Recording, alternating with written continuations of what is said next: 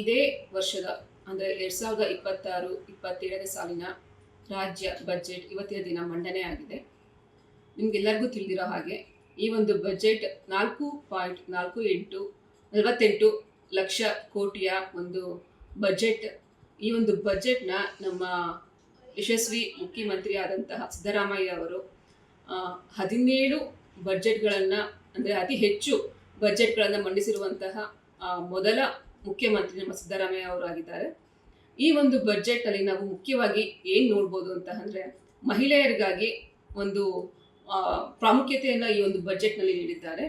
ಒಂದು ಋತುಚಕ್ರದ ಸಮಯದಲ್ಲಿ ಮಹಿಳೆಯರಿಗೆ ಕಡ್ಡಾಯವಾಗಿ ಒಂದು ದಿನ ರಜೆಯನ್ನು ಘೋಷಿಸಿದ್ದಾರೆ. ಅದು ಏನು ಅಂದರೆ ವೇತನ ಸಹಿತ ಈ ಒಂದು ರಜೆಯನ್ನು ನಮ್ಮ ಮಹಿಳೆಯರಿಗೆ ನೀಡಿ ಒಂದು ಮಹಿಳೆಯ ಪರ ನಿಂತಿರುವಂತಹ ಮುಖ್ಯಮಂತ್ರಿ ನಮ್ಮ ಸಿದ್ದರಾಮಯ್ಯ ಸರ್ ಅಂತ ಈ ಒಂದು ಸಮಯದಲ್ಲಿ ಹೇಳೋದಕ್ಕೆ ತುಂಬಾನೇ ಖುಷಿ ಆಗುತ್ತೆ.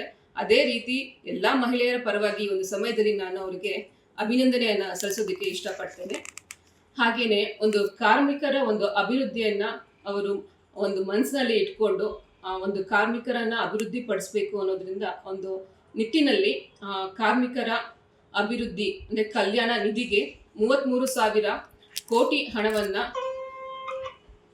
ನೀಡಿ ಒಂದು ಕಾರ್ಮಿಕರ ಪರ ಸಿದ್ದರಾಮಯ್ಯ ಅವರು ನಿಂತು ಒಂದು ಕಾರ್ಮಿಕರ ಪರವಾಗಿರುವಂತಹ ಮುಖ್ಯಮಂತ್ರಿ ಅವರು ಅಂತ ಈ ಒಂದು ಸಮಯದಲ್ಲಿ ಅವರು ಕಾರ್ಮಿಕರ ಮುಖ್ಯಮಂತ್ರಿ ಅಂತ ಒಂದು ಸಮಯ ಹೇಳೋದಕ್ಕೆ ಇಷ್ಟಪಡ್ತೇನೆ.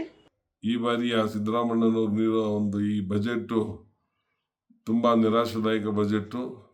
ಸಾಮಾನ್ಯ ಜನರ ಮೇಲೆ ಸಾಲದ ಹೊರೆಯನ್ನು ಹೊರಿಸಿರುವಂಥ ಬಜೆಟ್ ಆಗಿದೆ. ಈ ಬಜೆಟ್ನ ಆದಾಯ ಮೂಲಗಳನ್ನು ಯಾವುದನ್ನು ಸರಿಯಾಗಿ ಕ್ರೋಢೀಕರಣಗೊಂಡಿರೋ ಬಗ್ಗೆ ಹೇಳ್ದಲೆ ನೇಮಕಾತಿಗಳು ಕೆಲವು ಯೋಜನೆಗಳನ್ನು ಏನು ಹೇಳಿದರೆ ಅವು ಈ ವರ್ಷ ಪರಿಪೂರ್ಣ ಆಗೋಕ್ಕೆ ಸಾಧ್ಯನೇ ಇಲ್ಲದಂಥ ಬಜೆಟ್ ಅಂತ ಖಂಡಿತ ಒಬ್ಬ ಸಾಮಾನ್ಯ ಮನುಷ್ಯನಾಗೂ ಹೇಳ್ಬೋದು. ಈ ಒಂದು ಬಜೆಟ್ನಲ್ಲಿ ಯುವಕರಿಗೆ ದೊಡ್ಡ ನಿರಾಶೆ ಅಂತೂ ಖಂಡಿತ. ಯಾಕೆಂದರೆ ಯುವ ನಿಧಿ ಯೋಜನೆ ಏನು ಗ್ಯಾರಂಟಿ ಯೋಜನೆ ಇತ್ತು ಅದನ್ನು ಕೈ ಬಿಟ್ಟಿದ್ದಾರೆ. ಈ ನೇಮಕಾತಿಗಳು ಖಂಡಿತ ಆಗೋದಿಲ್ಲ. ಹಾಗಾಗಿ ಈ ಒಂದು ಬಜೆಟ್ನಲ್ಲಿ ಎಲ್ಲರನ್ನು ತಪ್ಪು ದಾರಿಗೆ ಎಳೆಯುವಂಥ ಒಂದು ಬಜೆಟ್ ಆಗಿದೆ.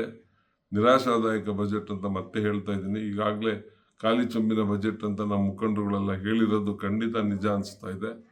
ಈ ಒಂದು ಸುಳ್ಳು ಕಂತೆಗಳ ಒಂದು ಈ ಬಜೆಟ್ಟು ಜನರನ್ನು ತಪ್ಪು ದಾರಿಗೆ ಎಳ್ಕೊಂಡು ಹೋಗ್ತಾ ಇದೆ ಅಂತ ನನ್ನ ಅಭಿಪ್ರಾಯ.